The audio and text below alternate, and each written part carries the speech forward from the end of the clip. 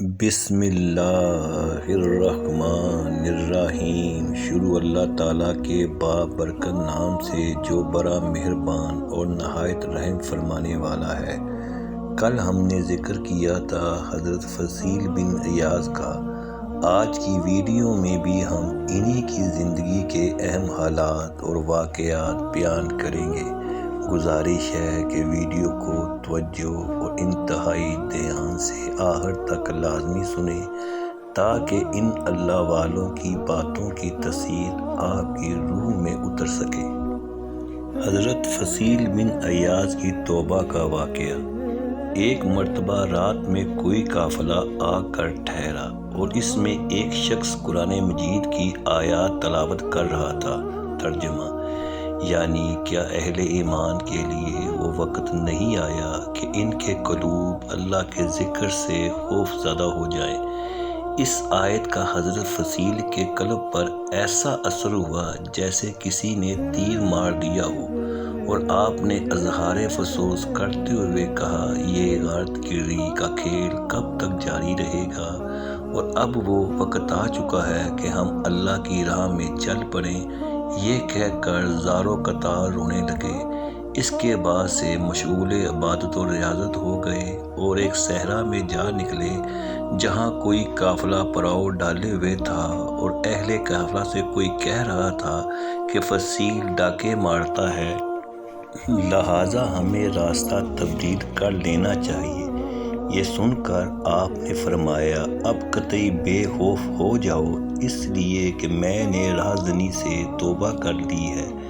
پھر ان لوگوں کو جن کو آپ نے تکلیف دی تھی ان سے معافی مانگ لی، لیکن ایک یہودی نے معاف کرنے سے صاف انکار کر دیا اور یہ شرط پیش کی کہ اگر سامنے والی پہاڑی کو یہاں سے ہٹا دو تو میں تمہیں معاف کر دوں گا۔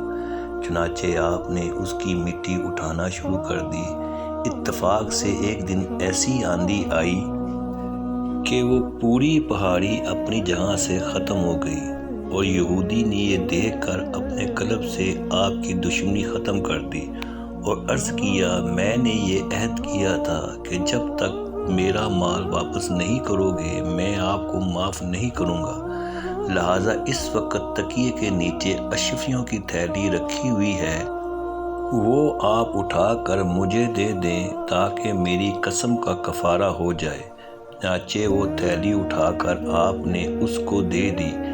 اس کے بعد اس نے یہ شرط پیش کی کہ پہلے مجھے مسلمان کر دو، پھر معاف کر دوں گا، اور آپ نے اسے کلمہ پڑھا کر مسلمان کر دیا۔ اسلام لانے کے بعد اس نے بتایا کہ میرے مسلمان ہونے کی وجہ یہ تھی کہ میں نے تورات میں پڑھا تھا کہ اگر صدقے دل سے تائب ہونے والا خاک کو ہاتھ لگا دیتا ہے تو وہ سونا بن جاتی ہے، لیکن مجھے اس پر یقین نہیں تھا، اور آج جب کہ میری تھیلی میں مٹی بڑی ہوئی تھی اور آپ نے جب مجھ کو دی تو واقعی اس میں سونا نکلا، اور مجھے مکمل یقین ہو گیا کہ آپ کا مذہب سچا ہے۔ ایک مرتبہ آپ نے کسی سے گزارش کی کہ میں نے بہت جرم کیے ہیں، لہٰذا مجھے امیر وقت کے پاس لے چلو تاکہ وہ مجھ پر شرعی حدود نافذ کرے، اور جب اس نے امیر وقت کے سامنے پیش کیا تو اس نے انتہائی تعظیم اور تکریم کے ساتھ آپ کو واپس کر دیا، اور جب گھر کے دروازے پر جا کر آواز دی تو بیوی نے غشی سے بڑی ہوئی آواز سن کر یہ تصور کیا کہ شاید آپ زخمی ہو گئے ہیں، اور جب بیوی نے پوچھا کہ زخم کہاں آیا ہے تو آپ نے فرمایا، آج میرے قلب پر زخم لگا ہے۔ پھر بیوی سے کہا کہ میں سفر حج پر جانا چاہتا ہوں، لہٰذا اگر تم چاہو تو میں تم کو طلاق دے دوں، کیونکہ راستے میں تمہیں بڑی تکلیفیں برداشت کرنا پڑیں گی۔ لیکن بیوی نے کہا کہ میں تمہارے ساتھ خادمہ بن کر رہوں گی، کیونکہ میرے لیے تمہاری جدائی ناقابل برداشت ہے۔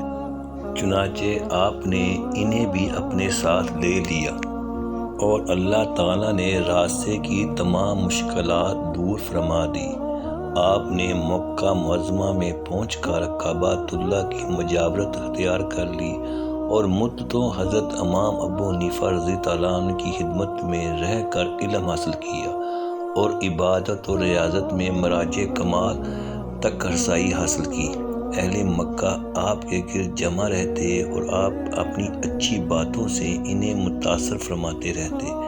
اسی دوران آپ کے کچھ رشتہ دار آپ سے ملاقات کے لیے پہنچے تو آپ نے ان سے ملاقات نہیں کی، لیکن بے حد اصرار کے بعد چھت پر چڑھ کر فرمایا کہ اللہ تعالیٰ تم لوگوں کو عقل سلیم عطا فرمائے تاکہ تم کسی اچھے کام میں مشغول ہو جاؤ۔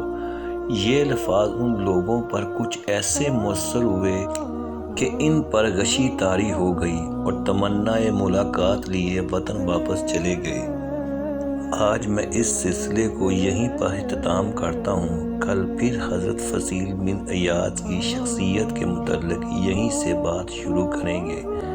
میری دعا ہے کہ اللہ تعالیٰ میری اور میرے سننے والوں کی ان نیک بندوں کے صدقے بخشش فرما دے، آمین ثم آمین۔